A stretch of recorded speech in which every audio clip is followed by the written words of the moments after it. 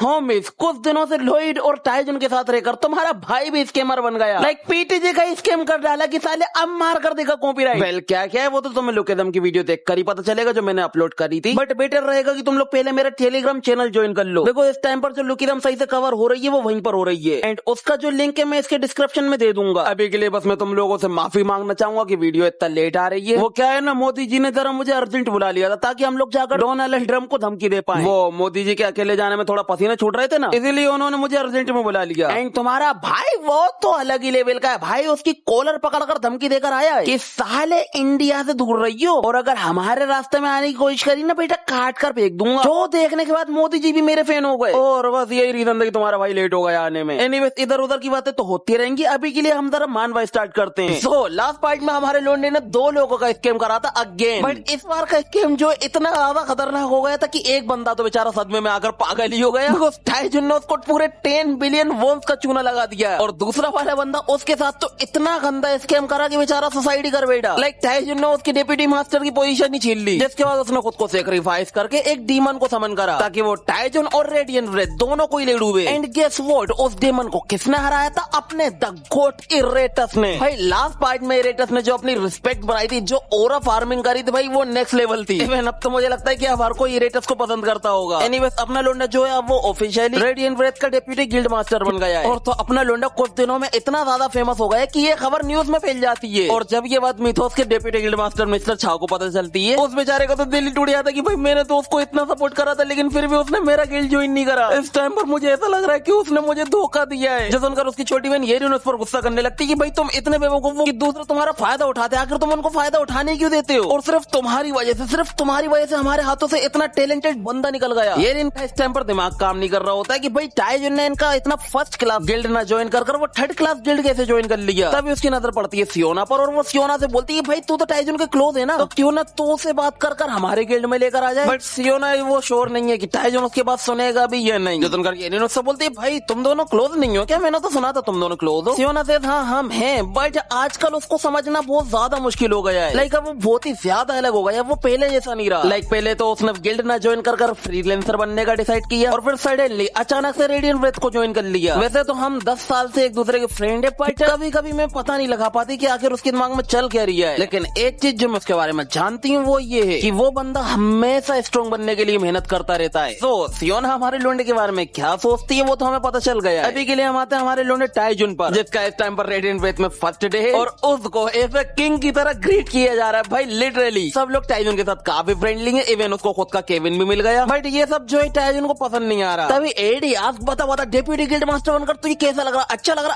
रहा है इस कुर्सी पे बैठकर? टाइजुन से ना कुछ खास नहीं, बट अब मुझे जब इतना सब कुछ मिल गया तो अब मुझे समझ में नहीं आ रहा कि आखिर मुझे चाहिए क्या मुझे वाकई में यही चीज चाहिए थी। देन टाइजुन थोड़ा सोचने लगता है कि भाई उसने कुछ महीनों में काफी ज्यादा ग्रोथ हासिल करी है एक्सप्लोसिव ग्रोथ की हेल्प से, और वो बस इतना चाहता था कि वो स्ट्रॉन्ग बनकर बाकी हंटर की लिस्ट में आ जाए। इसलिए उसने लगातार 7 सालों तक ट्रेनिंग करता रहा, लेकिन कुछ न हाथ आया और अब अचानक से एकदम से उसके पास इतनी सारी पावर्स आ गई। इसलिए टाइजुन को समझ में नहीं आ रहा कि भाई ये कैसे पॉसिबल है। लाइक बिना किसी थ्रेट बिना किसी रिस्क के वो इतना ज्यादा स्ट्रॉन्ग बन गया। इसलिए वो एडी से बोलता है कि भाई तूने मुझे बताया था कि एक्सप्लोसिव ग्रोथ का जो डेवलपर था उसने कंपनी को छोड़ दिया था। एडी से टाइजुन आस्क अगर ऐसी बात है तो क्या पॉसिबिलिटी नहीं है कि अगर मैं किसी को इसके अंदर फेल हो जाता हूँ तो मुझे पेनल्टी पड़े या कोई रिवार्ड में वर्ड ऐसा जो कोई काम का ना हो। जो सुनकर एडी भी थोड़ा सोच में पड़ जाती है और इसलिए वो इसका पता लगाने के लिए सीधा सर्वर के सिस्टम में घुस जाती है। एंड उसके जाते ही टाइजुन में लाइक भाई सिस्टम की क्या बात कर रहा हूँ, मुझे ठीक से एडी के बारे में कुछ नहीं मालूम। देन वो थोड़ा सिस्टम के बारे में सोचने लगता है कि भाई सिस्टम का अपडेटेड वर्जन सिर्फ इकलौता उसी के पास है और तो क्वेस्ट भी उसको ऐसे मिलते जो कि वो इजीली कंप्लीट कर ले। इसलिए बिना जाने एक्सप्लोसिव ग्रोथ का यूज करना उसे थोड़ा सही नहीं लग रहा होता है। मेरे को हो सकता है कि उसके अंदर कोई रिस्क भी हो। वेल या रिस्क है अभी पता चल जाएगा तुम्हें। अभी हम देखते हैं वहाँ पर एडी हड़बड़ी में आकर चिल्लाना शुरू कर देते कि इमरजेंसी सुपर डुपर इमरजेंसी। टाइजुन लाइक भाई शांत आराम से बता क्या हुआ। एडी उसे बताते कि उसने सिस्टम के अंदर छानबीन करी और उसे एक्सप्लोसिव ग्रोथ के रिगार्डिंग कुछ गाइडलाइंस मिली है। यार ये एक्सप्लोसिव ग्रोथ बोलना थोड़ा हार्ड हो रहा है यार मेरे लिए, तो मैं एक काम करूंगा इसको EXG बोलूंगा। एनीवेज एडी अभी उसको गाइडलाइंस बताती है कि भाई रूल नंबर 1 ये है कि EXG यूजर को हालत के हिसाब से क्वेस्ट देता है और अगर यूजर उसको इसको टाइम रहते कंप्लीट नहीं कर पाया तो EXG का इफेक्ट नलीफाई हो जाएगा, यानी यूजर सब कुछ खो देगा। जो सुनते ही टाइजुन के पैरों तले जमीन खिसक जाती है कि क्या मतलब मैंने जो कुछ भी अभी तक हासिल किया है मेरे पास से सब चला जाएगा। एडी से लगता तो कुछ ऐसा ही है। तभी टाइजुन के सामने वही क्वेस्ट अपीयर होता है जो कि लास्ट पार्ट में में हुआ था कि उसे एक ऐसा आइटम ढूंढना जो कि उसकी स्किल के साथ सिनर्जी हो सके, यानी कि उन्हें एनहेंस कर सके। एंड इस बार उस पर टाइम लिमिट लग गई है 2 दिन और 3 घंटे की। वेल अपने लुंडे के पास एक ऐसा वेपन है बट वो भी इस टाइम पर खराब पड़ा हुआ है और उसे कोई सुधार दे उसके लिए उसने पोस्ट भी कर दिया पर्सनल मार्केट के अंदर। अभी के लिए टाइजन को जैसे ये बात पता चलती है वो एडी पे चढ़ना शुरू कर देता कि ये बात तो मुझे अब क्यों बता रही है। एडी से बिकॉज ये बात मुझे खुद अभी पता चली है और तो इसका पता लगाने के लिए मुझे खुद सिस्टम के अंदर चोरी चुपके से घुसना पड़ा। जो उनका टाइजन रुक जाता है कि क्या मतलब चोरी चुपके से घुसना पड़ा। देन एडी उसे बताती है कि EXG की जो इन्फॉर्मेशन है वो असल में टॉप सीक्रेट है, उसका एक्सेस किसी के पास नहीं है, इवन मेरे पास भी नहीं। बस मुझे इतना पता है कि उसको उन स्किल्स के साथ रखा गया जिनके ऊपर अटेंशन देना जरूरी है। एंड ये बोलती है एडी जल्दी से अपने मुंह पर हाथ रख लेती है कि उप्स लगता है ज्यादा बोल दिया। जिसके बाद टाइजन एडी को थोड़ा सस्पिशियस होकर देखने लगता है कि भाई ये बंदी मेरे साथ तब से चुपकी हुई जब से सिस्टम का नया अपडेट आया है। इवन मुझे हर जगह पर गाइड किया कि क्या करना है कैसे करना है। टाइजन के दिमाग में आती है कि भाई ये बिल्कुल एक गेम की डेमो की तरह। लाइक जब डेमो लॉन्च होता है गेम से पहले तो उसके ऊपर कई सारे रिस्ट्रिक्शन लगे होते हैं एंड सिस्टम यूजर को हर जगह पर घुसने से रोकता है, इसलिए वो समझ जाता है कि एडी का भी यहाँ पर वही काम है। एडी यहाँ पर असल में उसके ऊपर नजर रखने के लिए आई है बिकॉज इन लोगों को भी EXG के बारे में ज्यादा कुछ नहीं मालूम क्योंकि जो इसका डेवलपर था वो कंपनी छोड़कर जो चला गया। वेल अगर इस तरीके से देखा जाए तो क्या हम कोई गेम की मानवा कवर कर रहे हैं। एनीवेज पता नहीं कि क्या है बट अभी के लिए जैसे ही टाइजन एडी से ये बात पूछता है एडी के पसीना छूटना शुरू हो जाते हैं जिससे अपने लोगों को कंफर्म हो जाता है कि हाँ यही बात है। बट एडी उसे वही बोलना शुरू कर देती है, शुरू में बोलती है कि मैं तुझे इस टाइम पर सब कुछ नहीं बता सकती अभी। जो उनका टाइजन एडी का मजाक उड़ाने लगता है कि हाँ तू हमेशा ऐसे ही बोलती है कि मुझे कुछ नहीं मालूम, मैं अभी तुझे कुछ नहीं बता सकती। तभी एडी से बोलती है कि भाई एक चीज जो मैं कॉन्फिडेंसली बोल सकती हूँ वो ये है कि मैं एडी मिल भले ही कुछ भी हो जाए हमेशा तेरी साइड रहूंगी। श्योर मैं तुझ पे ट्रस्ट कर सकता हूँ ना। एडी भी लाइक अरे बिल्कुल हम तो फ्रेंड्स है ना। जब उनका टाइजन पहले थोड़ा सोचने लगता है कि ना ये बंदी भले थोड़ी अजीब है बट बुरी नहीं हो सकती और तो ये मुझे लेकर हमेशा टेंशन में रहती है कहीं मुझे चोट न लग जाए, मैं कोई खतरे में ना पड़ जाऊं। इसलिए टाइजन डिसाइड की अभी के लिए इस पर भरोसा कर सकते हैं। देन टाइजन उसे कोई इसका टाइम देखने के लिए बोलता है एंड एडी ने उस सिस्टम के अंदर थोड़े से चेंजेस कर दिए ताकि टाइजन को पढ़ने में थोड़ी आसानी हो जाए। एंड क्या चेंजेस करें ये कलर ही चेंज कर दिया भाई और तो सब कुछ वही लिखा हुआ है जो पहले लिखा हुआ, तो पता नहीं क्या चेंजेस करें और कैसे आसानी होने वाली है भाई पढ़ने में। टाइजन भी हाँ भाई क्या बात है, बस यही देखना रहेगा था। एनीवेज टाइजन देखता है कि उसके पास बस सिर्फ 2 दिन बचे हुए वो क्वेस्ट कंप्लीट करने में और अगर उसने टाइम पर नहीं करा तो वो सब कुछ खो देगा। इसलिए फिर एडी उसको पर्सनल मार्केट का पोस्ट देखने के लिए बोलते वो गॉन्टलेट उसने पोस्ट में डाले थे ना उसका। एंड वहां पर किसी ने इसको मैसेज करके गेमलिंग साइट का पता बता दिया कि भाई इसको जुए में लगा दे। इसका टाइजन का दिमाग करा हुआ था कि ना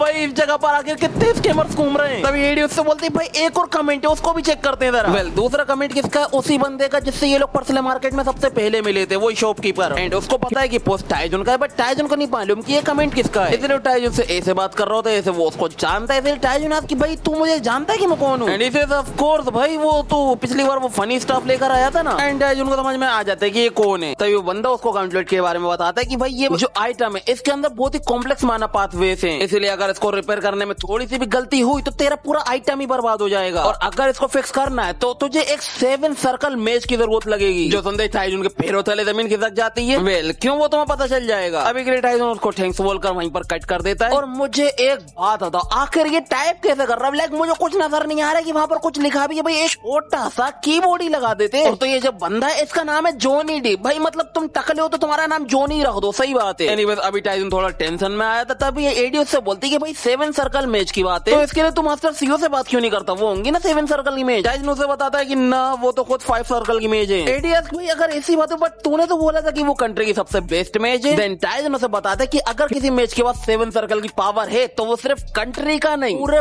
वर्ल्ड का स्ट्रॉन्गेस्ट हंटर होगा वो। जब सुनकर एडी भी परेशान हो जाती है कि भाई अगर ऐसी बात है तो तू कैसे ढूंढने वाला उसे। ना टेंशन ना ले, मैं जानता हूँ एक बंदे को, उम्मीद करता हूँ वो 7 सर्कल मेज ही निकले। वेल ये किसकी बात कर रहा है तो मैं अभी पता चल जाएगा। अभी के लिए हम देखते हैं कि योंगमिन टाइजन के केबिन में आता है बिकॉज उसको कुछ डॉक्यूमेंट साइन करवाने, बट वो देखता है वहाँ पर टाइजन तो छुट्टी लेकर निकल लिया। जिसके बाद उसका दिमाग खराब हो जाता है कि भाई इस बंदे का आज पहला दिन है और ये छुट्टी लेकर निकल लिया। देन यहीं से सीन शिफ्ट होता है टावर ऑफ ट्रायल्स पर और तुम समझ जाओ कि किस मैच की बात कर रहा था वो। अपना लोंडा और एडी दोनों वहाँ पर आ गए होते हैं। तभी एडी आज की भाई ये जो बिल्डिंग है ये सिटी के बीचों बीच क्यों बनी है। देन टाइजन उसे बताता है कि ये जो डंजन है इसको भी तुम एक गेट मान सकते हो, बस एक बड़ा सा गेट है ये, बट ये थोड़ा स्पेशल गेट्स के अंदर आता है। लाइक ये जो गेट है ये अपने आसपास की बिल्डिंग्स या जगहों को चेंज कर सकता है अपने हालात के हिसाब से। वेल इसका क्या मतलब है मेरे तो पल्ले नहीं पड़ा और तो इसके बारे में टाइजन को भी कुछ ज्यादा खास पता नहीं है, उसने भी बस सुना था बहुत पहले। एंड एडी वो ये बात सुनने के अंदर लिखना शुरू कर देती कहीं भूल ना जाऊं। एनीवेज वैसे तो वहाँ पर वो बड़ा होता है लोगों का वेलकम करने के लिए, बट अभी यहाँ पर उनको वो नजर नहीं आ रहा होता है। जैसे टाइजन का दिमाग खराब हो रहा था भाई ये बुड्ढा कहीं गीदर से वापस सैनी ले एनपीसी में तो नहीं बदल गया। तभी वहाँ पर आसमान से लैंडिंग होती है हमारे चचा की। क्या हाल है? सब बढ़िया तो है ना? डोले सोले मस्त दिख रहे हैं नहीं? अरे ये तो तू है, क्या बात है, क्या बात है, काफी बॉडी शॉडी बना ली है तूने। जो तूने टाइम लाइक हाँ वो थोड़ा सा वर्कआउट कर लिया और कुछ नहीं। तभी चाचा हाँ तो बता तुझे यहाँ पर क्या लेकर आ गया, क्या चाहिए आखिर तुझे मुझसे? टाइजन उनको वो गॉन्टलेट देते वो बोलता है कि असल में मुझे ये ठीक करवाना है। उसको थोड़ा वो चेक करते हैं और बोलते हैं अरे हो जाएगा काम, तेरा काम तो मस्त हो जाएगा। जब उनका टाइजन एडी दोनों खुश। बच्चे उसे ठीक करने से पहले टाइजन से पूछते कि भाई आखिर तो ये क्यों चाहिए, तुझे स्ट्रॉन्ग क्यों बनना है? और मुझे पता है स्ट्रॉन्ग बनना तेरी नजरों में असल में क्या मायने रखता है। टाइजन को ऑफकोर्स घंटा समझ में नहीं आया कि आखिर ये क्या बोलना चाह रहा है उससे। जिसके बाद उसको वो समझाना शुरू कर देते हैं कि स्ट्रेंथ ये स्ट्रेंथ वो, लोग स्ट्रेंथ हासिल करते हैं लोगों को बचाने के लिए, कोई कोई तो इसमें पूरी अपनी जिंदगी गुजार देता है ताकि वो स्ट्रॉन्ग बन सके, ब्ला ब्ला ब्ला। इसलिए मुझे जानना है कि अगर तुझे स्ट्रॉन्ग क्यों बनना है, क्या मकसद है तेरा? एंड टाइजन हाँ वो मुझे अभी पता नहीं है मुझे क्यों स्ट्रॉन्ग बनना है, बस बनना है। जो सुनते चाचा का दिमाग खराब हो जाता है कि सारे स्ट्रॉन्ग बनना बिना किसी रीजन के पॉइजन की तरह होता है। ये बोलते वो उसके ऊपर एक डेडली पंच थ्रो करते हैं और तो टाइजन उसको एंड मोमेंट पे बच जाता है, बट उसका जो इम्पैक्ट होता है उससे दिवाली उड़ जाती है। एंड हाँ ये करने के लिए अपने चचा को मैजिकल पावर की जरूरत पड़ गई। देख रहा हो तो वहीं लुकिज्म में क्या चल रहा भाई, कोई आइडिया नहीं। अपने गैब्रियल चचा बिना किसी मैजिकल पावर के ये काम कर रहे हैं। लाइक एक गुसन अगर उसको डोज कर लिया तो उसकी जो फिस्ट निकलेगी दिवाली उड़ा देगी। एनीवेज अभी ये देखने के बाद टाइजन लाइक भाई ताले बुड्ढे का दिमाग खराब हो गया है क्या? एनीवेज अभी चाचा ये देखकर थोड़ा इंप्रेस होते कि टाइजन ने उसे डोज कर लिया। एंड वो उससे बोलते बट तेरी हार्ड वेव, ऐसा लगता है तू बिल्कुल एक अकेले जानवर की तरह जिसको यही नहीं मालूम उसको कहाँ जाना है। जो टाइजन का दिमाग खराब हो जाता है कि भाई अगर ऐसी बात है तो तुम चले जाओ ना। एंड चाचा वो अपने मसल्स का सॉफ करते वो बोल रहा था अरे ऑफ कोर्स मुझे जाना ही है, बट उससे पहले मैं तुझे एक अच्छा सा पार्ट पढ़ा कर जाऊंगा मेरे बच्चे,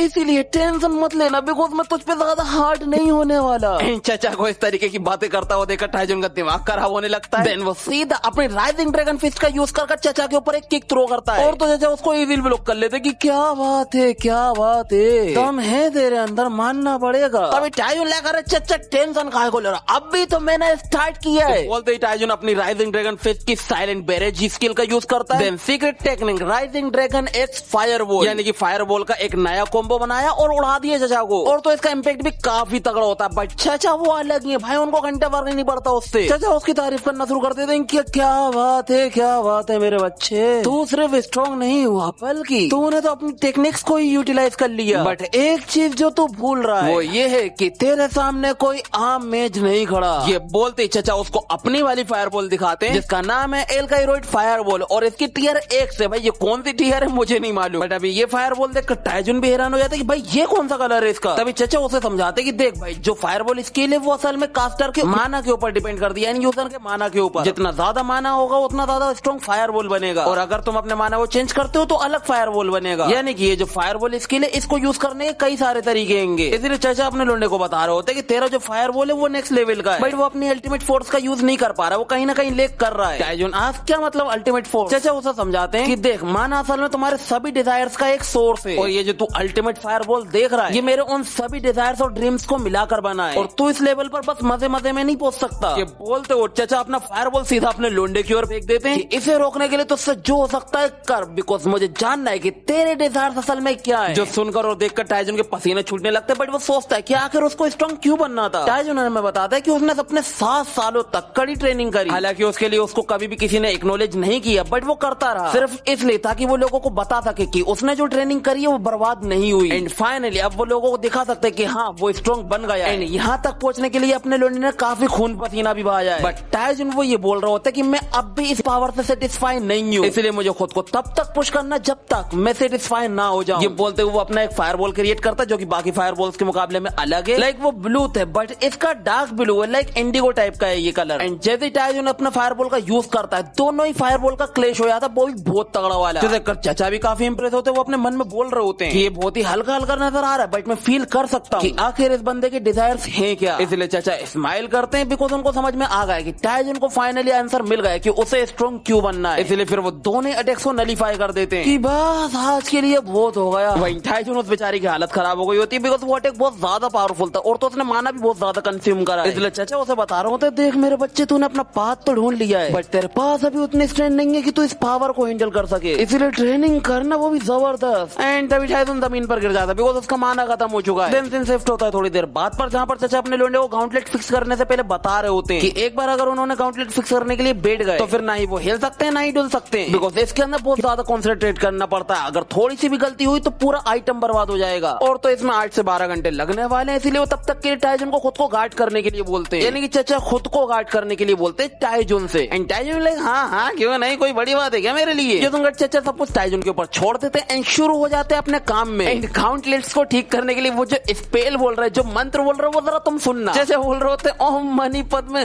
भाई डेफिनेटली ये बुढ़ा इंडियन है। एनीवेज अभी अपना लोंडा एडीज बोल रहा होता है यार यहाँ पर कोई तो आने नहीं वाला और ना ही कोई दिख रही है, तो भला मैं क्यों टेंशन लूं इस चीज की, किससे गाइड करना है मुझे, तो चलो एक काम कर थोड़ा आराम ही कर लेते हैं। जिसके बाद एडी भी उसकी बात पर अग्री कर देती है और वो भी सिस्टम के अंदर घुस जाती है आराम करने के लिए। देन हम आते 3 घंटे बाद के 3 पर, जहाँ पर अपना लोंडा येरिन को याद करते हुए कुछ इस तरीके की हरकतें कर रहा होता है कि अरे मास्टर छा ये क्या करवा रही हैं आप मुझसे, और कोई ना अगर आप ऐसे ही चाहती है तो मैं यही कर देता हूँ, तो बताइए आपको अच्छा लग रहा है आपको।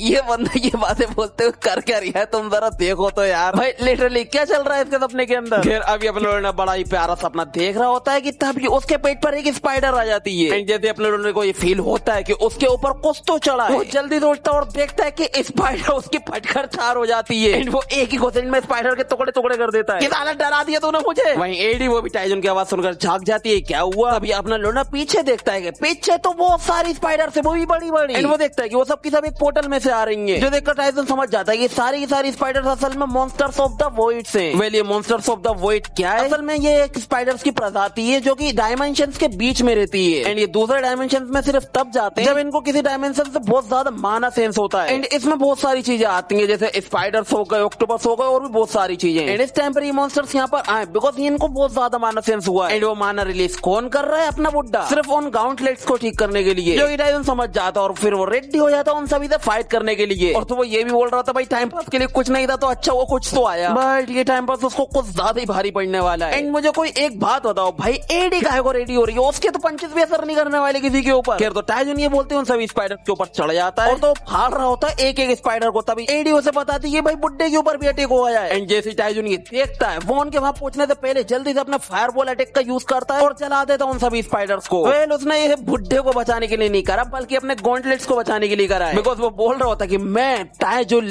हर हाल में अपने आइटम को प्रोटेक्ट करूंगा। एंड सभी मॉन्स्टर्स को निपटाने के बाद एडी उससे पूछने लगते भाई ये सब कहां से आए। एंड टाइजन उसे बता देता है कि ये सारे मॉन्स्टर्स कौन है और कहां से आए। और तो उसको लग रहा होता है कि सारे मॉन्स्टर्स खत्म हो गए, बट तभी उसके पीछे से स्पाइडर्स और भी ज्यादा अमाउंट्स में आ जाते हैं, जो देखकर टाइजन को भी पसीने आते हैं कि भाई ये कहां से आ रहे हैं। एंड हम देखते हैं कि कुछ ज्यादा ही स्पाइडर्स, लाइक बहुत ज्यादा ही स्पाइडर्स आ गए भाई हर तरफ से। इसलिए टाइजन डिसाइड कि भाई वो इन सबसे अकेले तो फाइट नहीं कर सकता है, इसलिए वो अपनी स्टाफ निकालता है और बुलाता है द गोट इरेटस को। लेट्स गो, आ गया अपना इरेटस अगेन। भाई अब मैं एक चीज कंफर्म कह सकता हूँ कि इरेटस अब हर पार्ट में देखने को मिलेगा मेरे ख्याल से तो। एंड मैं चाहता हूँ कि यही हो। एनीवे तभी इरेटस जैसी बाहर आता है, अपने लोंडा उसे बताता है कि तुझे बस किसी भी हाल में उस बुड्ढे को प्रोटेक्ट करना है इन सभी स्पाइडर से, तो बता कोई और क्वेश्चन है तेरा। इरेटस से नहीं मालिक, बस हो गया, आपने बोल दिया और मैंने कर दिया। तो बोलते अपना द गोटेड इरेटस चढ़ जाता अकेला उन सभी स्पाइडर्स के ऊपर। ये दोनों मिलकर भिड़ जाते हैं उन सभी स्पाइडर से, बट वो है कि आना बंद ही नहीं हो रही होती है, जितनी स्पाइडर्स मार रहे होते हैं उससे ज्यादा आ जा रही होती हैं। एंड देखते ही देखते पूरे 4 घंटे बीत जाते हैं इनको फाइट करते करते, और अपने लुंडे की हालत खराब। भाई तुम उसकी शकल देखो, चाहे जो इतना थक गया होता है कि बेचारा भीख मांग रहा होता है कि भाई प्लीज रुक जाओ, मेरे अंदर ताकत नहीं बची। तभी उसके ऊपर एक साथ बहुत सारी स्पाइडर्स अटैक कर देती हैं। एंड उसके अंदर इस टाइम पर इतनी भी ताकत नहीं बची है कि वो हिल भी पाए वहां से। एंड टाइजन समझ जाता है कि भाई मैं मरने वाला हूँ। तभी एक स्पाइडर उसके ऊपर से अटैक कर देती है और उसको बस खाने ही वाली होती है। और तो दूर खड़ा इरेटस भी चिल्ला रहा होता है कि मास्टर बचो वहां से, बट ना टाइजन में उतनी ताकत नहीं है कि वो वहां से हट भी पाए। लेकिन वो स्पाइडर टाइजन को खा पाए उससे पहले कोई आता और उसको काट देता है। अपने लोंडा पीछे मुड़कर देखता है, एंड पीछे कौन, अपने सियोना और जिनियो। जिनियो को अपने लोंडे से बोल रहा था काफी मिनट हो गए एक दूसरे से मिले हुए, मैं बस यही सोच रहा था कि आखिर वो कौन बेवकूफ है जिसकी वजह से तबाही मच रही है। तू यहाँ पर है, इसका मतलब कि वो तू ही है। जिनियो के सुनाने के बाद जल्दी से सियोना अपने लोंडे को पोषण देती है ताकि वो अपनी एनर्जी दोबारा से रिकवर कर ले। वहीं टाइजन आस्क्स भाई तुम लोगों ने मुझे कैसे ढूंढा। जैसे उनका जिनियो उससे बोलता है साले तुझे कोई आइडिया भी कि आखिर डंजन के बाहर चल क्या रही है। तेरे वजह से जितने भी जो मॉन्स्टर थे वो सब के सब यहाँ से निकलकर डंजन के बाहर पहुंच गए, जिससे पूरे एरिया को इवैक्यूएट करना पड़ गया है। और तो साला बड़ी मुश्किल से मुझे एक छुट्टी मिली थी। भाई देखो क्या होगा, नेशनल इमरजेंसी के चक्कर में मुझे यहाँ पर आना पड़ गया। जैसे टाइजन समझ जाता है कि आखिर ये सब कुछ क्यों हो रहा है। टाइजन हमें बताता है कि असल में ऐसा इसलिए होता है बिकॉज डंजन की भी एक लिमिट होती है मॉन्स्टर्स को अपने अंदर रखने की। जब मॉन्स्टर सबसे ज्यादा हो जाते हैं तो डंजन डंजन का जो माना है वो डिसेबलाइज हो जाता है, जिस वजह से डंजन जो है मॉन्स्टर्स को बाहर फेंकना शुरू कर देता है ताकि वो स्टोरेज मेंटेन कर पाए। एंड जब मॉन्स्टर डंजन के बाहर यानी दूसरी दुनिया में पहुंचते हैं तो इस फिनोमिना को बोलते हैं डंजन ब्रेक। एंड यही डंजन ब्रेक हुआ था 30 साल पहले, जिस वजह से मॉन्स्टर्स ने इनकी दुनिया में घुसना शुरू कर दिया था। एंड उस मोमेंट को ये लोग बोलते हैं कैटास्ट्रोफे। आई थिंक ये कैटास्ट्रोफी लिखा हुआ है। एनीवेज ये जो भी है, अभी के लिए सियोना अपने लोंडे से पूछती कि भाई ये सब हुआ कैसे और वो ओल्ड मैन वो कौन है। एंड हमें पता है कि ये सब टाइजन की वजह से हुआ है, तो वो सब कुछ सच तो नहीं बताने वाला, इसलिए वो बहाना बनाता और उसे बताता है कि ये जो ग्रैंडपा असल में इस डंजन के प्रोटेक्टर हैं। इनको वो क्या है थोड़ी बहुत चोट लग गई थी, जिस वजह से अब ये थोड़ा खुद को रिकवर कर रहे हैं। एंड उनका मानना क्योंकि बहुत ज्यादा, जिस वजह से ये जो स्पाइडर से उनका मानना सेंस करते हुए यहाँ पर आ गए। आगे टाइजन से बोलता कि देखो बात तो बाद में होती रहेंगी, अभी के लिए फिलहाल हमें इन स्पाइडर से निपटना है ताकि डंजन वापस से स्टेबलाइज हो सके। देन ये तीनों की तीनों रेडी हो जाते हैं उनसे फाइट करने के लिए। वेट अ सेकंड, इरेटस कहां भाग गया? पता नहीं, मे भी हो सकता है वो बड़े वाले बॉस से लड़ रहा हो। एनीवेज अभी के लिए हम जिनियोक को देखते जो कि अपने एक ही अटैक्स के अंदर कई सारी स्पाइडर्स को निपटा देता है। तभी उसके पीछे से एक बड़ी स्पाइडर उसके ऊपर अटैक करने आ रही होती है, बट सियोना जो है उसको संभाल लेती है और उसे बोल रही होती है कि भाई अपना घाट डाउन मत करना, बिकॉज भले ये स्पाइडर्स वीक है बट इनके नंबर्स ओवरवेलमिंग है, इसलिए अगर एक भी सेकंड के लिए हमारा घाट डाउन हुआ ना हम तो गए। जो सुनकर जिनियोक चिढ़ जाता है कि मुझे मत पता मुझे क्या करना है, मैं जानता हूँ मुझे क्या करना है। तभी इन दोनों के बीच में एंट्री होती है इरेटस की। एंड वो जिनियोक से बोलता है कि भाई बंदी सही बोल रही है, इसलिए हमें एक दूसरे का मिलकर साथ देना चाहिए ताकि हम इस मुसीबत से छुटकारा पा सके। जो सुनकर इन दोनों की शक्लें बन जाती हैं, भाई एक स्कल हम लोगों को लेक्चर दे रहा है। दोनों उससे पूछते हैं भाई वो सब तो ठीक है बट तू है कौन? तभी हम आते हैं बुड्ढे पर जिसके ऊपर कई सारी स्पाइडर्स अटैक करने को आ रही होती हैं, बट एंड मोमेंट पर टाइजन आकर उसको बचा लेता है। तो टाइजन सोच में पड़ जाता है कि भाई आखिर ये लोग खत्म क्यों नहीं हो रहा, आए जा रहा है भाई कोई तो नंबर होगा ना इनका। तभी जो है पूरा डंजन शेक करना शुरू कर देता है एंड सामने आती है एक स्पाइडर क्वीन जो कि एस टियर की है। एंड इसकी एबिलिटी है कि आसपास का माना अब्सॉर्ब करके एंडलेस स्पाइडर्स को प्रोड्यूस करती है, यानी अंडे देती है और वो हल्के हल्के बड़े हो जाते हैं। और ये रीजन था कि स्पाइडर्स कम होने का नाम ही नहीं ले रहे थे, बिकॉज इतनी देर से ये लोग स्पाइडर्स के ऊपर जो भी अटैक कर रहे थे वो सब की सब अटैक असल में ये एब्सॉर्ब कर रही थी और बच्चे छोड़ रही थी। एंड ये बात टाइजन और सियोना दोनों ही समझ जाते हैं, बट अब टाइजन को ये समझ में नहीं आ रहा होता कि भाई ये खुद चलकर यहाँ पर आ गई तो इसका कोई तो रीजन होगा। इंजीनियर को बाकी स्पाइडर से लड़ते हुए बोल रहा होता है भाई आखिर खड़े खड़े तुम लोग देख क्या रहे हो, हमें कुछ तो करना पड़ेगा, इससे पहले वो कुछ करें। जो सुनकर टाइजन उससे बोलता है देख भाई तू गलत तो नहीं है, बट हम उस पर ऐसे अटैक नहीं कर सकते जबकि हमें पता ही ना हो कि वो कर क्या सकती है। वेल देखो फाइट तो इन लोगों को करना पड़ेगी किसी भी हाल में, बट इन लोगों को इनकी एबिलिटी का भी पता लगाना होगा, लाइक वो और क्या क्या कर सकती है। इसलिए टाइजन से इरेटस मैं तुझे चुनता हूँ, जाकर फाइट कर। जो सुनकर इरेटस भी लाइक मालिक एक सेकंड आप मुझे मरने के लिए कह रहे हो। एंड टाइजन खड़ी बात बोलता है कि भाई इसमें दिक्कत क्या है, तो वापस जिंदा हो सकता है, तू जैसे ही मर जाएगा मैं तुझे वापस समन कर दूंगा। क्यों है ना अच्छी बात। जो उनका इरेटस रोना शुरू कर देता कि मालिक मुझे नहीं मालूम था कि आप मेरे बारे में इतना नीच सोचते हो। तभी जिन्हें खाकर उससे बोलता है भाई तू तो एक समय है ना, तो नाटक क्या कर रहा है, जाकर फाइट करना और क्या फर्क पड़ता है क्या ट्रैप से, जाकर चेक कर तू कौन सा मरने वाला है, और मर भी गया तो दिक्कत क्या है, तो आखिर तो है तो एक समय नहीं ना। एंड इस बात पर सियोना भी अग्री करती है, भाई मुझे उससे ही उम्मीद नहीं थी। और तो ये सुनकर इरेटस का काफी दिल दुखता है। भाई वो तीनों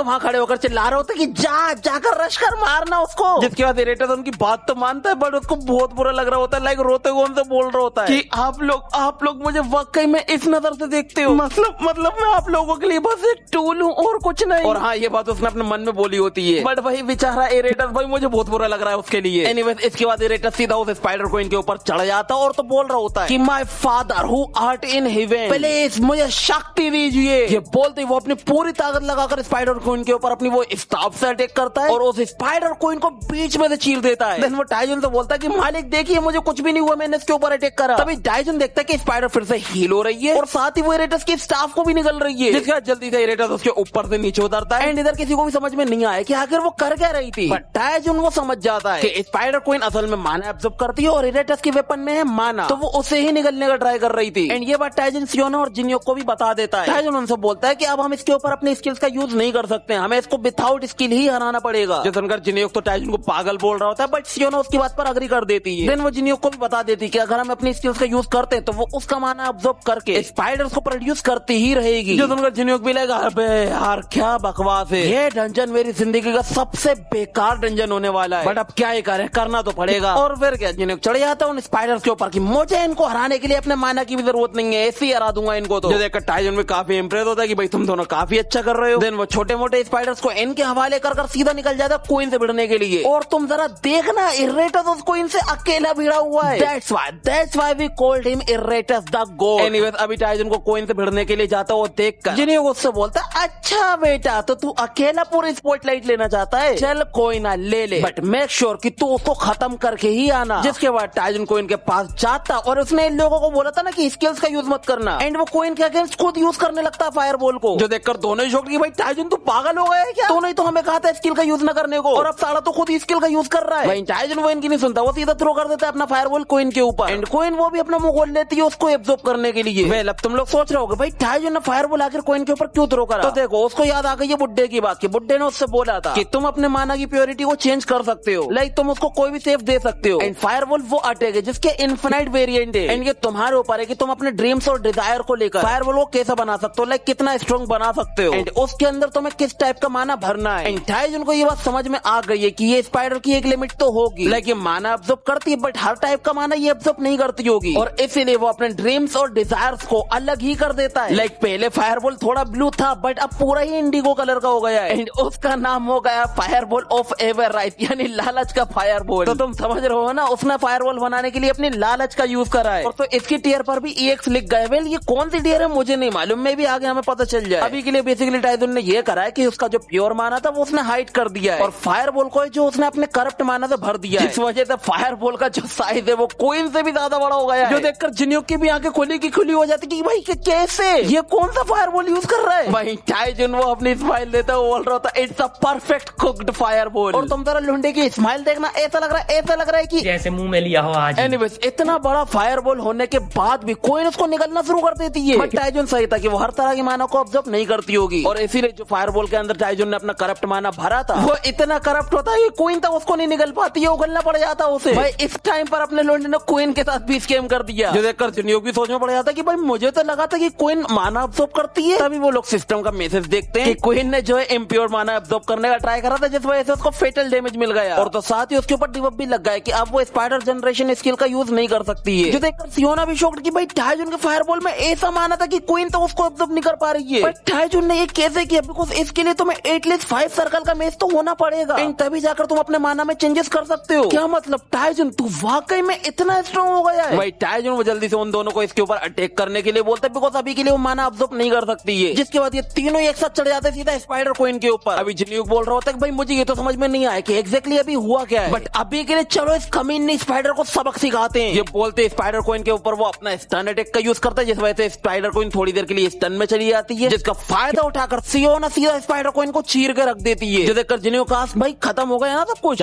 ना अभी तो मेरी बारी बची है। इसके बाद टाइजन अपनी एक फायर बॉल क्रिएट करता है, जिसके अंदर पता नहीं वो किस टाइप का करप्ट माना भरे जा रहा है कि उसकी शकल कुछ इतनी गंदी हो गई है, और तो बोल रहा था कि भाई जितना भी माना है ना मेरे अंदर एक एक बूंद चूस चूस के निकालूंगा मैं अभी, और साले कमीने तुझे तो मैं एग्जिस्टेंस से ही मिटा दूंगा। ये बोलते ही टाइजन अपनी करप्ट फायर बॉल का यूज करता, और तो इतना खतरनाक अटैक होता है वो कि कोइन को भून कर रख देता है, और तो इतना पावरफुल अटैक करने का टाइजन की भी हालत काफी खराब हो गई होती है, और तो बोल रहा होता है कि आई होप अब खत्म हो गया वो सब कुछ। तभी हम देखते हैं इरेटस को जो कि अपनी स्टाफ लेकर आता है और कोइन के ऊपर घुट्टा दे मारता है, एंड बस एक ही घुट्टा पड़ते कोइन वेपोराइज होना शुरू हो जाती है। देख रहे हो द पावर ऑफ इरेटस। बेटा इरेटस तो इसको कब का निपटा देता, वो तो अपनी पावर छुपा कर रखे, और कोइन को मारने का इरेटस भी लाइक देखा मास्टर मैं हूँ द इरेटस, और मैं हमेशा आपको गार्ड करूंगा। जो तुमने कहा तीनों की शक्लें बन जाती है, साले तूने करा क्या है यहाँ पर। वेल बहुत कुछ करा है भाई उसने, अगर वो ना होता ना तो इनको पता ही नहीं चलता कि कोइन इनके वेपन में से भी माना ऑब्जर्व करती है। एनीवेज कोइन के मरते ही सब कुछ सही हो जाता है, और तो जो डंजन के बाहर कैलेमिटी फैली थी वो भी ठीक हो जाती है, एंड कोइन के मरने के बाद अपने लोंडे को ये रिवार्ड मिलता है स्पाइडर क्वींस ऑफस्प्रिंग, एंड ये बहुत ही काम का रिवार्ड है, तुम्हें आगे पता चलेगा। अभी के लिए तो ये अपने लोंडे को बड़ी डिस्गस्टिंग लग रही होती है कि सारा क्या है, ये अंडा देकर चली गई क्या। तभी सिस्टम उसे बताता है कि असल में स्पाइडर क्वीन ऑफस्प्रिंग आसपास का माना ऑब्जर्व करके सिल्क प्रोड्यूस करेगी, और तो उसने माना ऑब्जर्व करना शुरू भी कर दिया होता है। वो टाइजन का माना ऑब्जर्व कर रही होती है as a male, because system उसे बताता है कि ये तुझे अपनी माँ समझ रही है, एंड देखना अपनी माँ का दूध पीने के बाद कितनी खुशी आ रही है उसके चेहरे पर। बट एक बात तो मानना पड़ेगा, क्यूट तो है। एनीवेज ये चीज टाइजन को काफी डिस्गस्टिंग लगती है, और वो जल्दी से उसको पर्सनल मार्केट के अंदर रख देता है कि साला इसको तो मैं बेच बाज कर अलग हटा दूंगा। एडी भी लगी ना भाई तू उसके साथ ऐसा नहीं कर सकता। तभी वहाँ पर सियोना आकर उससे बोलती कि भाई सारे स्पाइडर्स मारे जा चुके हैं, और तो डंजन भी पहले जैसा हो गया है, एंड बहुत जल्दी एनपीसी भी रिकवर हो जाएगा।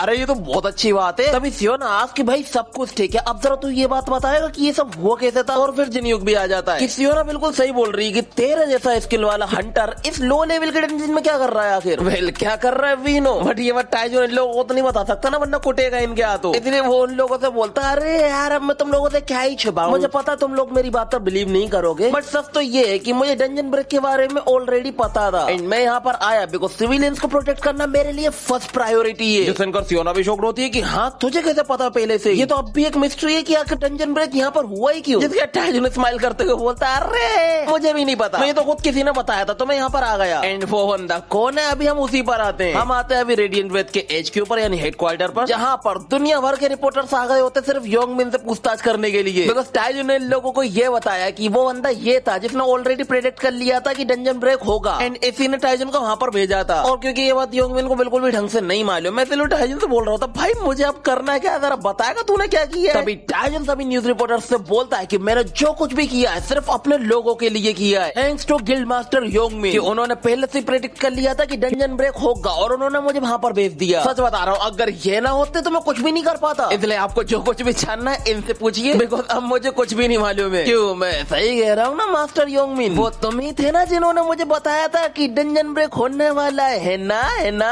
जिसके बाद योंगमिन भी सोच में पड़ जाता है कि भाई इस बंदे ने क्या कचरा फैला है, मुझे कोई आइडिया नहीं है, बट अब ये चाहता है कि उसको मैं समेटूं। एंड वो बोल देता हाँ वो मैं ही था। बस ये सुनते ही टाइजन सारा काम उसके ऊपर छोड़कर वहाँ से निकल लेता कि मुझे थोड़ा काम आ गया है, इसलिए good luck with all the reporter. भाई योंगमिन चिल्लाकर बोल रहा होता भाई मुझे कुछ तो बता दे, आखिर मुझे बोलना क्या है, मुझे कुछ नहीं मालूम। खैर तो इसके बाद अब हम आते हैं टाइजन के ऑफिस में, जहाँ पर टाइजन थोड़ा आराम करने को बैठ गया था कि फाइनली मैं बच गया।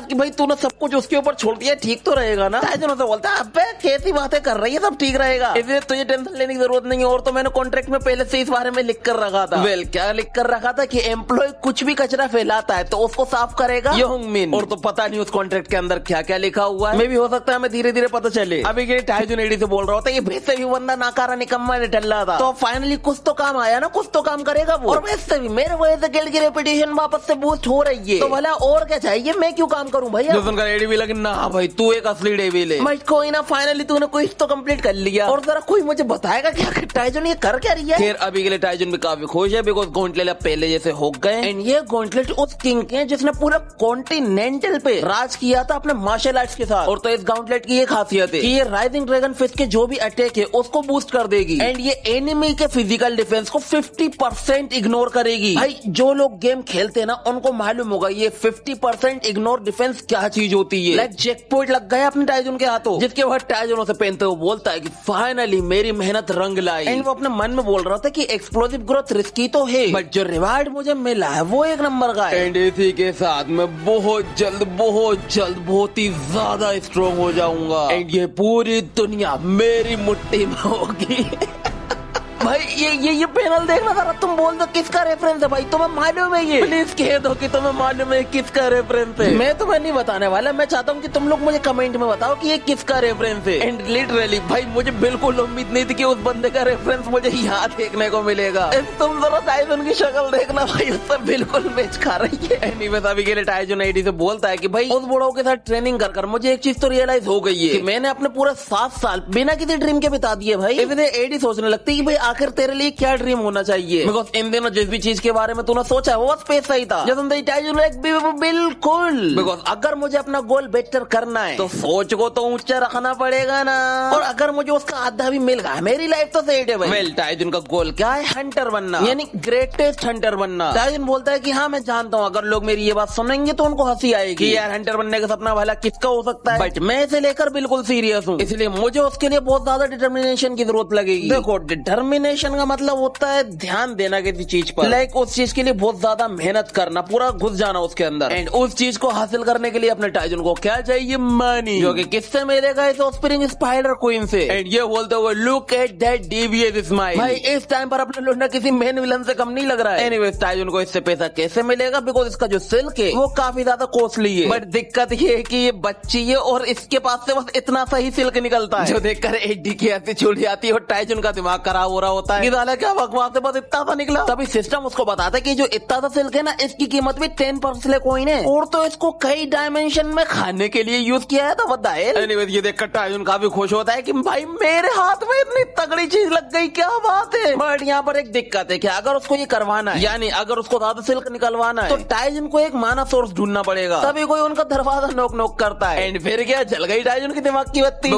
दरवाजे के पीछे कौन है? योंगमिन। योंगमिन अभी बेचारा परेशान होकर आया होता है कि उन लोगों ने मेरा दिमाग खाकर रख दिया। वो तो थोड़ा बड़ा मुश्किल से पीछे छुड़ाकर आया हूँ मैं उन लोगों से। तभी टाइजन अपनी एक ग्रीडी स्माइल बनाकर बोलता है, अरे टेंशन मत लीजिए मास्टर योंगमिन, बहुत जल्द सब कुछ ठीक हो जाएगा, बस आप जो कर रहे हो वो करते रहिए और कुछ नहीं। जो सुनकर योंगमिन भी लगा, हाँ भाई वो सब तो ठीक है, बट ये सही तो रहेगा ना, बिकॉज हो ना हो एक दिन तो उन लोगों को सच पता लगना ही है। जो सुनकर टाइजन से, अरे यार लगता है आपने अभी तक दुनियादारी सीखी ही नहीं। फिर वो अपनी अजीब सी शक्ल बनाकर बोलता है, देख भाई मेरी बात सुन, इम्पोर्टेंट ये नहीं रखता कि आपने कैसे किया है, इम्पोर्टेंट ये रखता है कि आपने क्या किया है। एंड आप हैं वो गिल्ड मास्टर जिसने प्रेडिक्ट किया था कि डंजन ब्रेक होने वाला है, एंड मैं हूँ वो बंदा जिसने वो कैटास्ट्रोफे होने से रोका है। ये जो बात है वो सदियों तक याद रखी जाएगी। एंड इससे जो हमारा गिल्ड जो कि पहले नीचे गिर गया था, अब वो वापस से उठने लगा है। इसका मतलब तू समझ रहा है ना मैं क्या बोलना चाह रहा हूँ, मतलब कि अब हमें और भी ज्यादा प्रॉफिट होगा।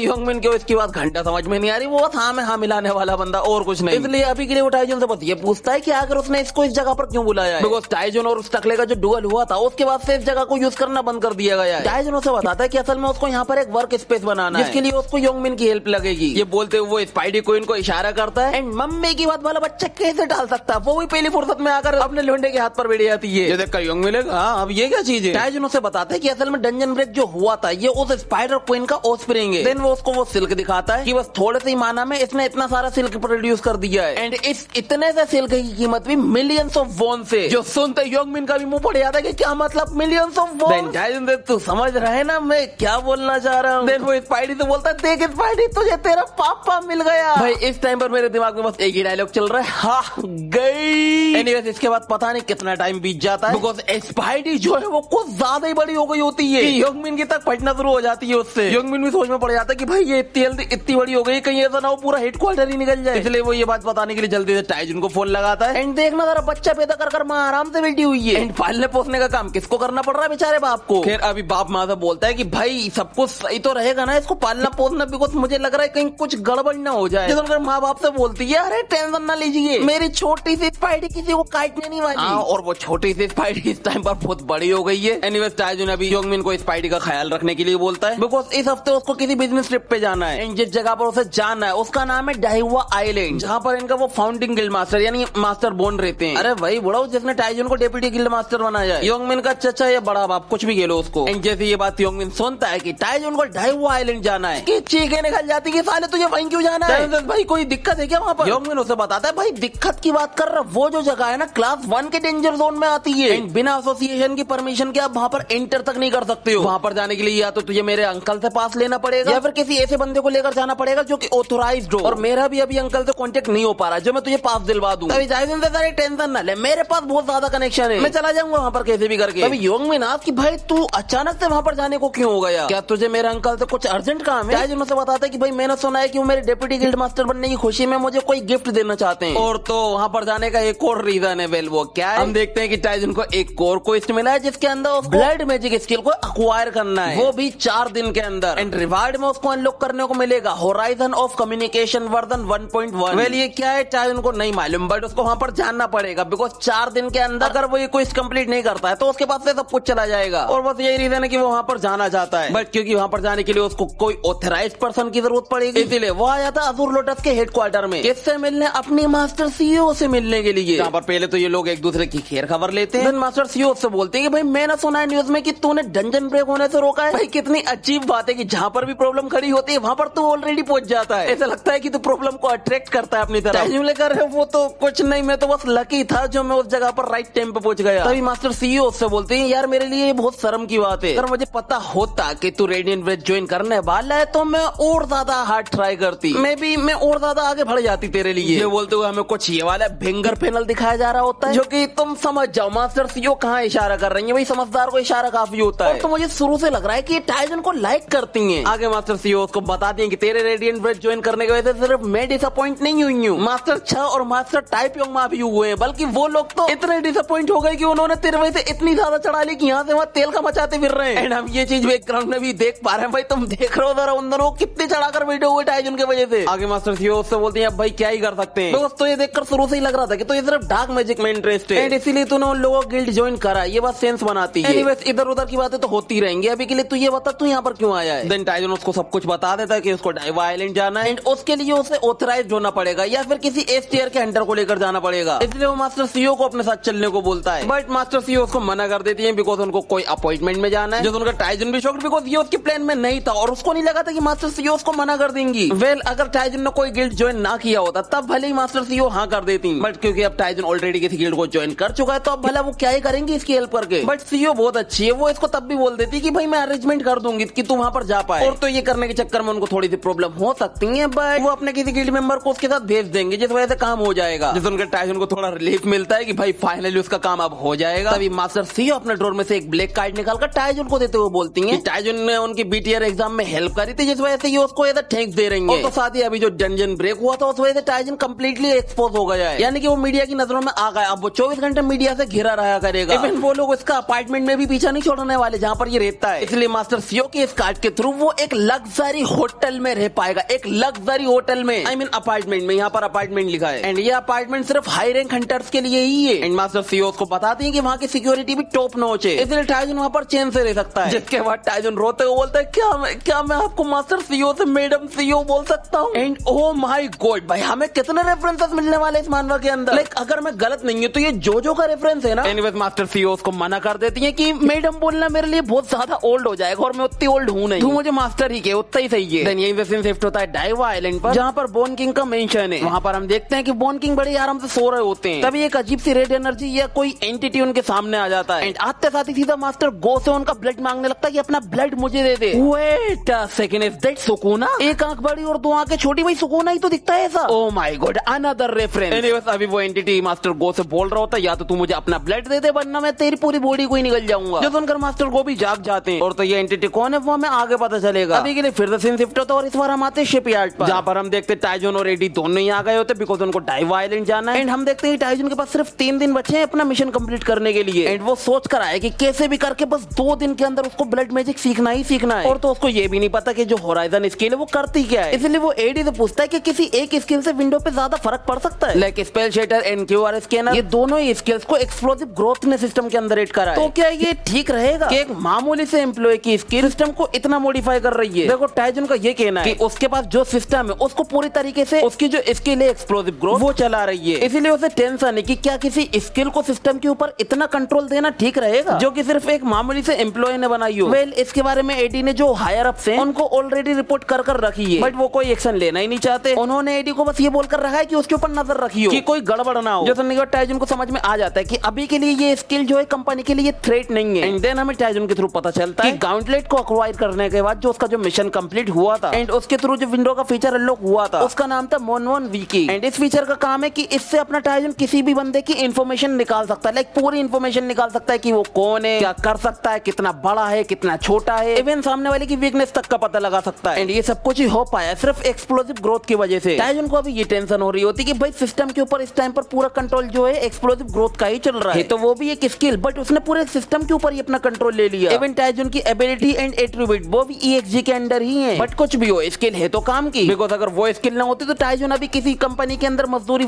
कर रहा होता। एनीवेज अभी टाइजन बस इसी सब बारे में सोच रहा होता है कि तभी वहाँ पर शेरिन भी आ जाती है एंड वो इस टाइम पर बोल रही है ओप्पा तुम इस टाइम पर पिछली बार से भी ज्यादा हैंडसम दिख रहे हो। देखो ओप्पा जो है असल में कोरिया में लड़की लड़के को बोलती है, यहाँ पर लिखा है ओल्डर मेल यानी बड़े लड़के को। एनीवेज शेरिन को यहाँ पर असल में सीईओ ने भेजा है, उसने बोला था ना वो अपने किसी हंटर को भेज देगी तो काम हो जाएगा, तो उसने शेरिन को यहाँ पर भेजा है। देखो शेरिन यहाँ पर अपने टाइजन की हेल्प करने तो आई है, बट उससे बड़ी चीज उसके लिए इस टाइम पर ये कि उसे टाइजन के साथ सेल्फी लेना है, बिकॉज टाइजन इस टाइम पर मीडिया में काफी फेमस चल रहा है, इसलिए वो बोल रही होती है कि अगर वो सेल्फी इंस्टाग्राम पर अपलोड करती है तो काफी चलेंगी। एंड ये मैं अभी तक की पहली मानवा देख रहा हूँ जिसके अंदर किसी भी सोशल मीडिया ऐप का नाम सीधा डायरेक्ट ले दिया। लाइक तुमने कई मानवा या एनीमे देख रखे होंगे जिसके अंदर सोशल मीडिया का नाम डायरेक्ट नहीं लिया जाता, लाइक थोड़ा वो चेंज कर देते जैसे यूट्यूब का यूट्यूब, बट यहाँ पर इंस्टाग्राम को सीधा इंस्टाग्राम ही बोला जा रहा है। एनीवेज अभी शेरिन बोल रही होती चलो एक दूसरे को फॉलो कर लेते हैं इंस्टाग्राम पर, जब उनका टाइजन की शक्ल बन जाती कि भाई एक सेकंड हम तो एक दूसरे को ठीक से जानते तक नहीं है और प्लीज ये फोटो क्लिक करना बंद कर, मुझे बहुत इरिटेट कर रहा है। तभी वहाँ पर एक बंदा आता है जो कि टाइजन को बॉस बोलता है एंड सीधा टाइजन के सामने आकर झुक जाता है।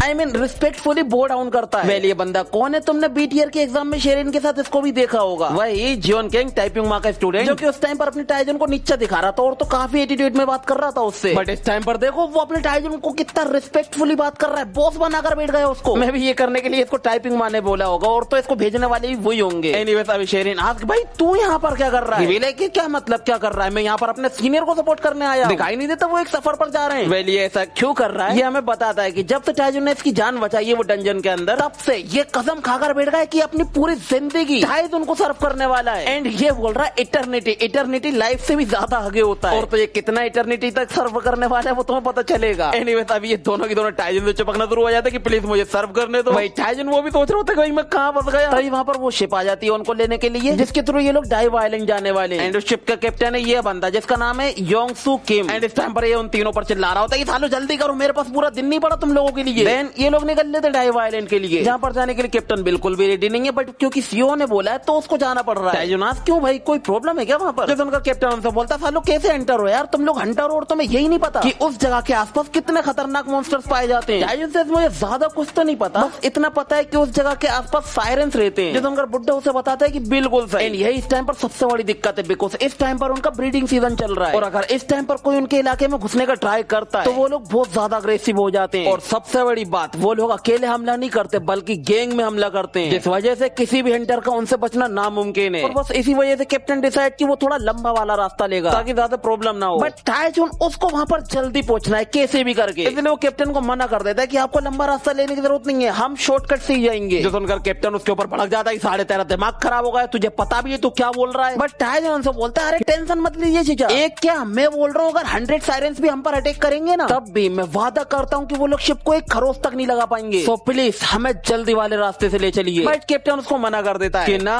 तू कुछ भी बोल ले, मैं ना ले जाने वाला, बिकॉज मेरे बीबी है, बच्चे हैं, मुझे अपनी फैमिली का ख्याल रखना है, इसलिए ना मैं ना करने वाला ये सब। अभी टाइजन से दुगना जितना आपको मास्टर सीओ ने पे करा है मैं उसका डबल आपको पे करूंगा। ये बोलते हो तुम जरा उसका फेस देखना और इससे पहले वाला जो पैनल था तुम जरा उसको देखना। भाई अनदर रेफरेंस, अगर किसी को नहीं पता है कि किसका रेफरेंस है मैं तुम्हें बता दूं, ये स्पाइडरमैन के किंग पिन का रेफरेंस है। एनीवेज टाइजन की बात सुनकर कैप्टन उसके ऊपर फिर भड़क जाता है, साले तू मुझे रिश्वत देने का ट्राई कर रहा है, बेटा तू कुछ भी कर ले, मैं ना जाने वाला शॉर्टकट से, 4 गुना दूंगा मैं आपको।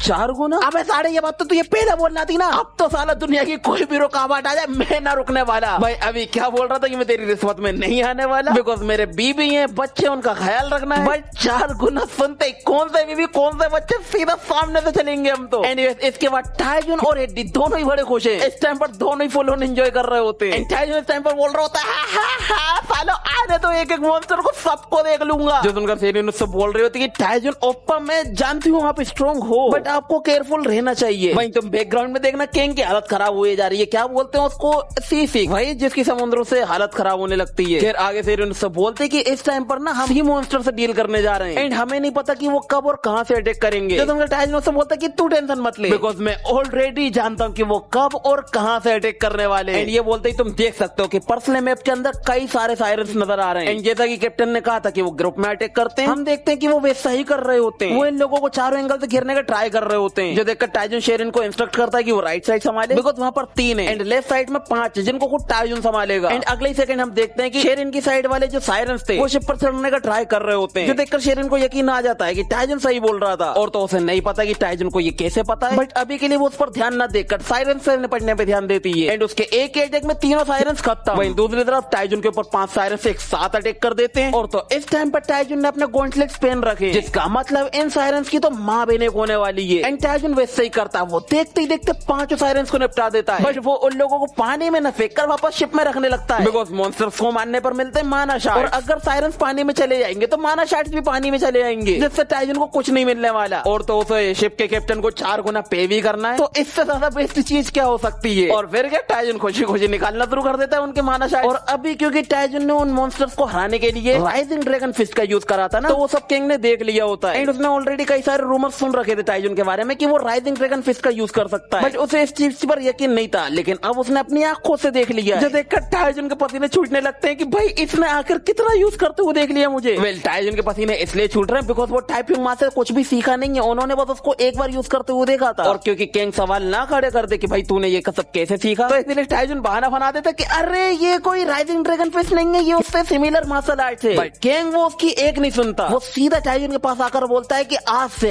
अभी से तू मेरा राइवल है और मैं तुझे दिखाऊंगा कि असली राइजिंग ड्रैगन फिस्ट क्या होती है। जब उनका टाइजन की भी शक्ल बन जाती कि भाई एक सेकंड, अभी तो ये बंदा अपनी पूरी इटर्निटी मुझे सर्व करने को तैयार था, साला अचानक से मेरा राइवल कैसे बन गया। वही हम देखते कि इनके पीछे अभी और भी सायरन्स आ रहे हैं एंड इनका क्या होने वाला है वो हम देखेंगे। बट अभी के लिए यहाँ से सीन शिफ्ट होता है बोन किंग पर, जो कि इस टाइम पर योंगमिन से बात कर रहे होते हैं एंड योंगमिन ने उनको बता दिया होता है कि टाइजन आपके आइलैंड पर आ रहा है, जिस वजह से वो योंगमिन के ऊपर भड़क पड़ते हैं, उसको काफी सुनाते हैं साढ़े तूने ये बात मुझे पहले क्यों नहीं बताई। योंगमिन उन्हें बोलता वो क्या है आपको कॉल नहीं लग रहा था, इस चक्कर में मैं बता ही नहीं पाया आपको बात। जो सुनने के बाद वो उसके ऊपर और भड़क पड़ते हैं, बिकॉज उन्होंने खुद तक पहुंचने के लिए योंगमिन को एक क्रिस्टल ओब भी देकर रखा है एंड योंगमिन के दिमाग से ये बात निकल गई थी कि उसके पास ऐसी कोई चीज भी है। एनीवेज योंगमिन को सुनाने का तो कोई फायदा है नहीं, इस चक्कर में वो फोन काट देते हैं और उन्हें टेंशन हो रही होती है कहीं सायरन्स ने टाइजन के ऊपर अटैक तो नहीं कर दिया। बट तभी उन्हें दूर से आवाज आती है, वो देखते हैं कि उनके पास एक शिप आ रही है एंड वो पूरी की पूरी शिप दर्जनों सायरन से भरी हुई है एंड उन्हें किसने मारा है, अपने टाइजन ने। अभी टाइजन मास्टर बोन के पास आकर थोड़ी उनको रिस्पेक्ट देता है। भाई मास्टर बोन को यकीन नहीं आ रहा होता कि इन सभी सायरन्स को टाइजन ने मारा है। वेल टाइजन अकेले ने नहीं मारा है, वहाँ पर उसकी हेल्प शेरिन और किंग ने भी करी है और क्योंकि टाइजन ने कैप्टन से बोलकर रखा था कि आपकी शिप पे एक भी खरोच नहीं आएगी, तो हमें बताया जाता है कि शेरिन की हेल्प से उसने पानी को ही जमा दिया था ताकि ये लोग शिप के बाहर रहकर उनसे फाइट कर सके। और तुम जरा टाइजन को देखना, भाई बंदे को काटने पीटने में कितनी खुशी मिल रही है, तुम जरा ये तो देखो। वहीं पीछे की ओर किंग, वो तो इसको अपना राइवल मानकर बैठा हुआ है एंड अभी टाइजन मास्टर बोन को बताता है कि मुझे रास्ते में जितने भी सायरन्स मिले मैंने उन सभी को मारता हुआ आया, but I am not sure कि मैंने हर एक को मार दिया है। मैं भी वहाँ पर और भी सायरन्स है जो छुप कर बैठे हुए हैं, मुझे उन्हें भी मारना होगा। साढ़े हराम को, और एक तो उनकी टेरिटरी में घुस गया, वो भी ब्रीडिंग सीजन के टाइम पर, बेचारों को मिलने से पहले मौत मिल गई और अब साला ये सोच रहा है कि उनकी हस्ती मिटा दे और वो भी सिर्फ इसलिए बिकॉज इसको माना सेट चाहिए। फिर मास्टर गोस को मना कर देते कि तुझे ये सब करने की जरूरत नहीं है, वो लोग वैसे भी बहुत जल्द एग्जिस्टेंस से मिटने वाले, बिकॉज यहाँ पर खाने पीने के लिए उनके लिए कुछ है नहीं, तो वो बहुत जल्द मर जाएंगे। एंड दूसरी बात, फॉर सम रीजन वो समुद्र की गहराई तक नहीं जाते खाने के लिए, जो सुनकर टाइजन खुश होता है कि क्या बात है, मैंने एक्सीडेंटली उनको एग्जिस्टेंस ही मिटा दिया है। मास्टर गोस से बोलते हैं हाँ तूने मिटा तो दिया है बट एक को छोड़कर, एंड बहुत जल्द वो टाइजन को मैप में भी दिख जाता है। तभी ये लोग पीछे मुड़कर देखते ही पानी के अंदर हलचल हो रही है एंड उसमें से निकल कर आया एक सायरन जो कि बाकियों से काफी अलग दिख रही है एंड वो सीधा इन्हीं की ओर आ रहा है अटैक करने के लिए, जिसे टाइजन शेरिन को ऑर्डर देता है कि वो इसको रोके। देन शेरिन टाइजन की बात मानती है और वो उस मॉन्स्टर को वहीं की वहीं जमा देती है, बट शेरिन का जो आइस चैम्बर है वो क्रैक होना शुरू हो जाता है, जो देखकर शेरिन अपनी पूरी ताकत लगाना शुरू कर देती है ताकि वो आइस चैम्बर ना टूटे। बट ये सायरन बाकी सायरन्स की तरह नहीं है, ये उसके आइस चैम्बर को तोड़कर निकल जाता है, जिस वजह से शेरिन उसको भी डैमेज मिलता है, उसकी नाक से खून आना शुरू हो जाता है। शेरिन समझ जाती है कि ये मैजिक इम्यून था। देखो मैजिक इम्यून एक तरीके की पैसिव स्किल है जो कि एलिमेंट स्किल्स को रिफ्लेक्ट कर देती है, जिससे कास्टर यानी यूजर का जो माना होता है वो भी बदल चला जाता है, यानी आउट ऑफ कंट्रोल, जो देखकर शेरिन को यकीन नहीं आ रहा होता है कि एक बी टियर के मॉन्स्टर के पास ऐसी स्किल कैसे आ गई। वेल कैसे आ गई, बिकॉज वो बी टियर का सायरन नहीं है। एक्चुअली इन लोगों की फाइट के दूर से हो रही थी, इस चक्कर में वो उनको छोटा लग रहा था, बट अगले मोमेंट वो जब इनके पास आता है तब पता चलता है कि वो सायरन सबसे बड़ा सायरन है एंड वो इतना बड़ा है कि शिप तक उसके सामने बच्ची लग रही होती है, जो देखकर कैप्टन की बढ़ जाती है। और तो साथ ही ये कोई मामूली सा सायरन नहीं है, ये है सायरन किंग जो कि 8 ईयर का मॉन्स्टर है, जो स्केल करता है मिस्टिकल मानापन एंड ये एलिमेंट मैजिक को न्यूट्रलाइज एंड रिफ्लेक्ट कर सकता है। एंड टाइजन ने ये नहीं सोचा था कि वो किसी ऐसे मॉन्स्टर से फाइट करने जा रहा है। साथ ही जरा तुम इस मॉन्स्टर की शकल देखना भाई, अगर ऐसी चीज ना मैं पानी में देख लूं मेरी फटकार 4 हो जाएगी। एनीवे अभी टाइजन को समझ में नहीं आ रहा होता कि भाई इससे कैसे फाइट करना, बिकॉज ये सब कुछ तो रिफ्लेक्ट कर देगा। बट तभी मास्टर गो आगे आते हैं और उससे बोल रहे होते हैं कि तूने मुझे काफी सर्व करा और अब मेरी बिल्ली मुझे से मियां, ऐसा लगता है कि तेरे दिन भर गए। टाइजन तू पीछे हट, इसे मैं देखता हूँ। ये बोलते मास्टर को अपनी मैजिक वाइंड्स का यूज करते हो और लपेट लेते हैं सायरन को एक ही सेकंड के अंदर। एंड सायरन वो कुछ नहीं कर पाता, वो इसको रिफ्लेक्ट ही नहीं कर पाता है, देखो सायरन सिर्फ एलिमेंट्स को रिफ्लेक्ट कर सकता है एंड ब्लड कोई एलिमेंट में नहीं आता है। अभी मास्टर गोस को लपेटने के बाद उससे बोल रहे होते हैं मुझे पता है कि तू भूखा है, बट इसका मतलब ये नहीं कि तू अपने ही मास्टर से भिड़ जाएगा, बट अब जब तूने ये हरकत कर दी है तो तुझे पनिश करना तो जरूरी है। ये बोलते वो अपनी ब्लड वाइंड्स को इतना टाइट कर देते हैं कि सायरन के टुकड़े टुकड़े हो जाते हैं, जो देखकर शेरिन को भी यकीन नहीं आ रहा होता कि भाई इन्होंने 8 ईयर के मॉन्स्टर को सिर्फ चुटकी बजाती हरा दिया। दूसरी तरफ टाइजन और हेडी वो दोनों भी काफी इंप्रेस हो गए ये देखकर कि भाई मैजिक पेयर्स तो वाकई में तगड़ी चीज है, इसलिए अब टाइजन को ये चीज हर हाल में सीखना है किसी भी कीमत पर। भाई मास्टर गो बोल रहे होते कि भाई इसी के साथ मॉन्स्टर्स खत्म हो चुके हैं और कुछ वक्त के लिए अब डाइवा आइलैंड पर शांति आ जाएगी, एटलीस्ट अभी के लिए तो जरूर आ जाएगी। देन वो टाइजन को as a guild master welcome करते हैं एंड वो बताते हैं कि वो टाइजन से मिलकर उसको गिफ्ट देना चाहते थे, बट टाइजन वो खुद ही यहाँ पर आ गया और अब क्योंकि ये आ गया तो इसीलिए मास्टर को इन लोगों को अपने मेंशन में इनवाइट करते हैं एंड ये इनकी लाइफ का सबसे बेस्ट डिसीजन होने वाला है, देख लेना। तो खैर अभी के लिए हम मास्टर गो के डिमेंशन पे आते हैं जहाँ पर इनको एक स्कल गाइड कर रहा होता है और तो चारों तरफ जो नौकरों वाला काम कर रहा है वो सबकी सब स्कल है। एंड ये सब देखकर शेरिन काफी खुश हो रही होती है बिकॉज उसको नहीं मालूम था कि बोन किंग यहाँ पर रहते हैं। बिकॉज सीईओ ने भी इस इन्फॉर्मेशन को लो करके रखा था ताकि हर किसी को पता ना चले। जैसे टाइजन उससे बोलते तो तुझे नहीं मालूम था कि बोन किंग यहाँ पर रहते हैं? शेरिन उनसे बोलती कि ना बिल्कुल नहीं मालूम था कि कोरिया के लेजेंडरी हंटर यहाँ पर रहते होंगे। और तो थोड़ी देर पहले शेरिन ने जो कुछ भी देखा था बोन किंग को करते हुए वो देखकर वो इतना इंप्रेस हो गई होती है कि सीधा बोलती है मैं शर्त लगा सकती हूँ कि मास्टर सीईओ भी उस मॉन्स्टर को इजीली नहीं हरा पाती। जिस बात पर किंग भी अग्री करता है कि हाँ तू सही तो बोल रही है बट मेरे मास्टर माँ इतने पावरफुल है कि वो उसको 1 सेकंड में हरा देंगे। देखकर दोनों की शक्लें बन जाती है साले क्या बच्चे ऐसी हरकत कर रहा है। वेल सही तो बोल रहा है। हमने देखा था कि मास्टर टाइपिंग माँ ने एक ड्रैगन सेंटिपिड को एक के अंदर खत्म कर दिया था तो ये छोटा मोटा मॉन्स्टर उनके लिए कोई बड़ा थ्रेट नहीं बनता। और तो सीईओ भी एस लेवल की हंटर है तो ऑफ कोर्स वो भी इसको सेकंड्स में ही हरा देगी। एनीवेज अभी के लिए जो स्कल वेटरेस है वो इन लोगों को इनका रूम दिखा देती है बट टाइजन अभी अपने रूम में नहीं जाता बल्कि उसको मास्टर को से कुछ बात करनी है। क्या बात करनी है हमें मालूम है इसलिए वो इन लोगों को थैंक्स बोलकर चला जाता है कि तुम लोगों ने मुझे कंपनी दी बट अभी के लिए मुझे मास्टर गो से कुछ बात करनी है तो तुम लोग आराम करो मैं आता हूँ। देन वो इसके बाद मास्टर गो के पास आता है जो कि आराम से बैठकर चाय पी रहे होते हैं। मास्टर गो आस्क तो बता तुझे ये जगह कैसी लगी पसंद आया तो ये तेरा रूम? जिसका टाइजन से सारे पसंद आना तो छोटी मोटी बात है बहुत शानदार लगा मुझे तो। जिसका मास्टर गो को भी काफी अच्छा लगता है तभी वो अपनी कुर्सी से उठते हैं टाइजन को अपने साथ लेकर जाने लगते हैं बिकॉज उनको कोई गिफ्ट देना है टाइजन को। एंड रास्ते में मास्टर गो से पूछते कि मैंने न्यूज सुनी है कि तूने रिसेंटली कैटास्ट्रोफिक होने से रोका है मेशियन के अंदर। टाइजन से सर